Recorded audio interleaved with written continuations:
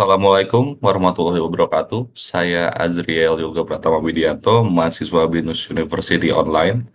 Pada kesempatan kali ini saya akan memberikan sedikit edukasi mengenai investasi saham untuk basic atau dengan judul investasi saham 101. Kita pengenalan dulu. Saham itu apa sih? Jadi saham itu didefinisikan sebagai tanda penyertaan modal atau pihak dalam suatu perusahaan. Jadi dengan kita membeli saham, kita memiliki modal yang kita sertakan kepada perusahaan tersebut sehingga kita memiliki klaim atas pendapatan perusahaan tersebut, klaim atas aset perusahaan tersebut dan berhak hadir dalam RUPS karena kita sebagai pemilik modal. Nah, keuntungan kita membeli saham itu dari mana sih? Jadi kita ada dua eh, stream keuntungan saham itu. Yang pertama dari dividen. Dividen itu sendiri adalah pembagian keuntungan yang diberikan perusahaan dan berasal dari keuntungan yang dihasilkan perusahaan. Jadi ketika perusahaan membukukan laba, eh, perusahaan memiliki dua opsi untuk meretain earnings-nya atau menahan labanya untuk ekspansi perusahaan dan operasional atau membagikan dividen kepada pemegang saham. Yang kedua, kita bisa mendapatkan keuntungan dari capital gain. Capital gain ini adalah ketika kita menjual harga sahamnya dengan lebih mahal, jadi bisa dibilang itu adalah selisih antara harga beli dan harga jual. Namun dengan selisih yang kita jualnya lebih tinggi harganya. Hal ini terbentuk dengan ada aktivitas perdagangan saham di pasar sekunder atau di pasar modal. Tadi kan kita sudah bahas mengenai keuntungannya. Sekarang kita perlu tahu risikonya. Risiko dari saham itu ada dua. Yang pertama adalah likuidasi. Likuidasi itu maksudnya ada perusahaan yang kita miliki sahamnya atau modal kita terserta di perusahaan tersebut. Ternyata perusahaannya bangkrut dan eh, dibubarkan gitu. Jadi perusahaan terancam likuidasi sehingga kita akan mengalami kerugian. Yang kedua ada capital loss. Capital loss itu adalah lawannya dari capital gain, yang dimana kita selisihan harga jual dan harga belinya itu, kita menjual dengan harga yang lebih murah, sehingga kita mengalami kerugian. Ini juga terjadi di pasar sekunder ya, sama seperti capital gain. Kemudian dari saham yang kita beli dan jual tadi kita bahas, jadi ada dua nih klasifikasinya dari eh, pembeli dan penjual saham itu. Jadi ada trader dan investor. Jadi kita bisa mendefinisikan trader atau investor berdasarkan beberapa fitur. Yang pertama dari fokusnya. Kalau trader itu lebih ke short term, kalau investor lebih ke long term. Kemudian strateginya, kalau trader tuh cepat dia jual belinya. Baik. Makanya ada yang disebut dengan day trader, ada yang swing trader yang hanya mingguan, atau bahkan minute trader ya, yang benar-benar semenit jual belinya. Sedangkan kalau investor strateginya itu buy and hold. Jadi beli dan ditahan sampai 5 sampai 10 tahun atau lebih. Kemudian analisis yang digunakan trader ini berbeda dengan investor. Trader ini menggunakan analisis teknikal yang nanti akan saya jelaskan di slide berikutnya. Dan kalau investor, analisisnya menggunakan analisis fundamental. Dan itu nanti juga akan saya jelaskan di slide berikutnya. Sama seperti yang tadi dibahas mengenai long term short termnya, jangka waktunya ini singkat. Kalau trader dan investor ini panjang. Terus resiko sebagai trader itu lebih tinggi karena volatilitas harga dari pasar modal itu sangat lumayan tinggi ya. Jadi jika kita bermain short term, mungkin kita akan cenderung mengalami kerugian gitu. Sedangkan kalau di sebagai investor resikonya rendah karena kita bermain di jangka panjang dan eh, kita tinggal melihat take back 5 tahun sebelumnya bagaimana performance dari saham tersebut gitu. Next, kita akan membahas analisis fundamental dan analisis teknikal saham yang sudah tadi diacu dari perbandingan trader dan investor ya. Nah, analisis fundamental ini itu adalah analisis yang kita menilai nilai intrinsik saham dengan memeriksa faktor kuantitatif dan kualitatif perusahaan serta kondisi makroekonomi. Metode ini untuk investasi panjang dan mencakup tiga langkah utama. Yang pertama, kita mengevaluasi kinerja perusahaan. Kita bisa menggunakan berbagai macam rasio yang sudah pernah kita pelajari. seperti rasio return on equity, price to earning ratio, dan earning per shares.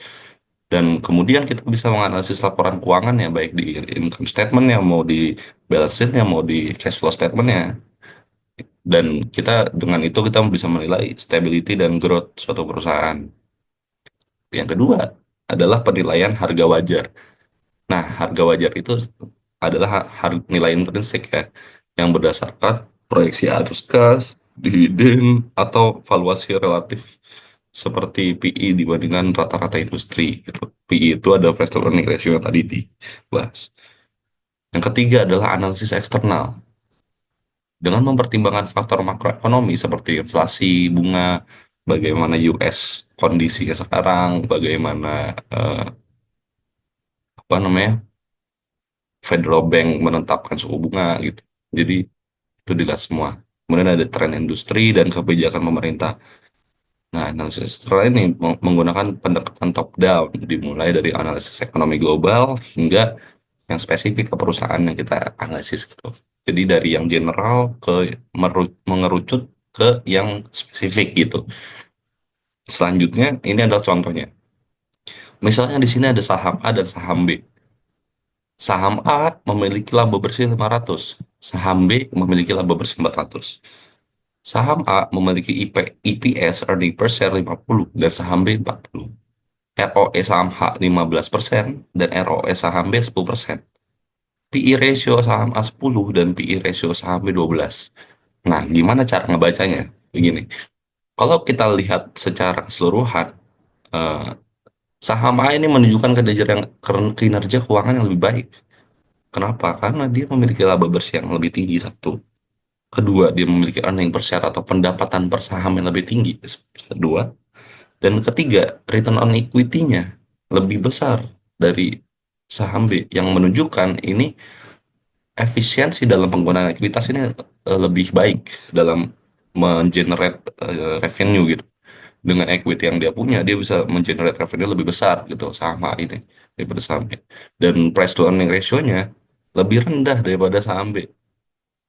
Kenapa lebih rendah lebih bagus? Karena dengan price earning ratio yang lebih murah atau lebih kecil, itu menunjukkan saham A ini mungkin undervalued dan lebih menarik dari segi valuasi atau nilai intrinsiknya lebih murah daripada nilai uh, marketnya gitu.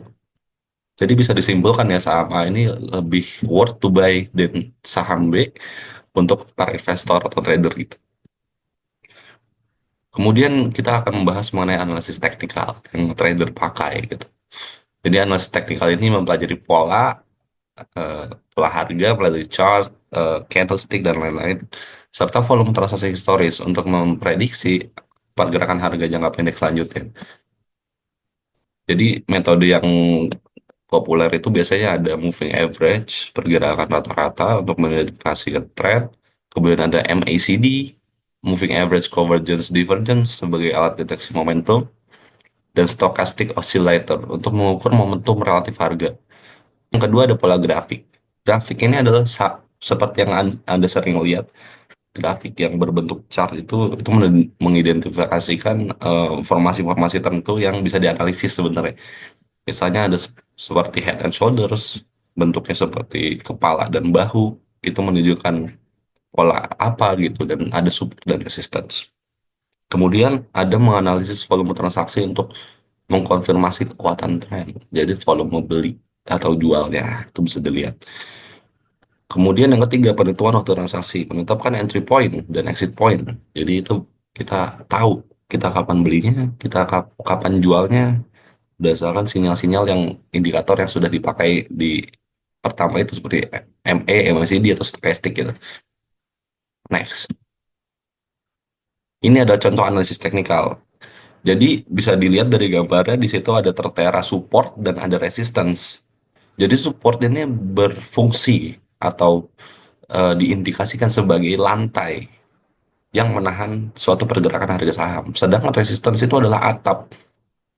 Jadi jika dari gambar ini kita bisa melihat bahwa dari Februari sampai Mei, resistance-nya kuat menahan sampai pertengahan Mei ya, sorry. Supportnya kuat menahan sehingga harga sahamnya bergerak cenderung bullish atau menaikkan harga gitu. Kemudian pada momentum di pertengahan Mei yang akhir juga itu bisa dilihat supportnya break, artinya lantainya pecah.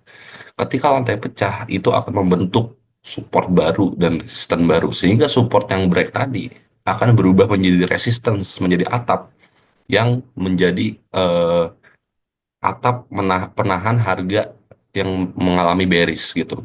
Bisa dilihat di Juni akhir itu harga sahamnya turun terus tuh. Itu sedang mencari support baru gitu ibaratnya kalau dari analisis teknikal. Kemudian kita kan tadi udah ngomongin apa saham, analisisnya dan lain-lain. Nah, caranya gimana nih investasinya? Ini langkah-langkahnya. Yang pertama kita perlu educate ourselves tentang saham supaya kita tidak rugi gitu ya. Yang kedua kita pilih perusahaan sekuritas berpercaya. Perusahaan sekuritas itu apa sih? Jadi perusahaan yang memihak ketiga kan transaksi jual beli saham kita gitu. Dan ketiga kita buka rekening saham di perusahaan sekuritas. Kemudian tentukan tujuan dan rencana investasi. Kita buat financial planningnya gitu. Yang kelima, mulainya dengan modal kecil aja dulu. Kita tes ombak dulu gitu ibarat. Setelah kita udah paham dengan sangat baik gitu, baru kita bisa mulai accumulate dengan modal yang lebih besar gitu. Yang keenam, kita bisa pilih saham dari perusahaan yang dipahami. Misalnya kayak saya sering makan Indomie, jadi saya beli saham ICBP itu, Indofood, CBP gitu ya. Atau saya suka eh, makan chicken nugget Fiesta gitu. Jadi saya membeli saham CPIN, Charon Pokpan gitu misalnya ya. Contohnya gitu. Ini bukan ajakan jual atau beli, jadi do your own research gitu. Itu hanya sebagai contoh. Jadi yang nomor 7, kita diversified portofolionya. Jadi tidak tidak hanya membeli saham di sektor A atau B saja gitu. Jadi kita bisa diversified ke sektor C, sektor D, sektor E gitu. Jadi kita bisa meminimalisir risk yang kita punya gitu. Yang kedelapan, kita memantau dan evaluasi kinerja portofolio secara berkala. Dan ini bisa dilakukan secara monthly atau annually, itu tergantung masing-masing ya. Kita mau mengevaluasi portofolionya per kapan gitu. Tapi kalau investor ya wajarnya sih per tahun gitu biasanya. Jadi dia bisa menilai annual returnnya itu berapa. Biasanya tuh 5 sampai 12% baiknya gitu. Yang kesembilan, kita harus terus belajar dan meningkatkan pengetahuan investasi kita. Jadi karena em, mobilitasnya, bukan mobilitas apa, perubahannya cukup tinggi dengan banyaknya perusahaan-perusahaan yang bergerak di bidang yang baru gitu. Mungkin kita harus tetap mempelajari, terus belajar dan eh, tidak ketinggalan berita gitu. Jadi kita bisa terus up to date dengan saham-saham yang baru gitu. Kurang lebih gitu biar kita nggak ketinggalan kereta gitu. Misalnya kayak sekarang lagi booming saham tech. Mungkin orang yang nggak mengerti perusahaan-perusahaan teknologi akan tertinggal gitu. Jadi alangkah baiknya kita terus belajar dan meningkatkan pengetahuan investasi kita.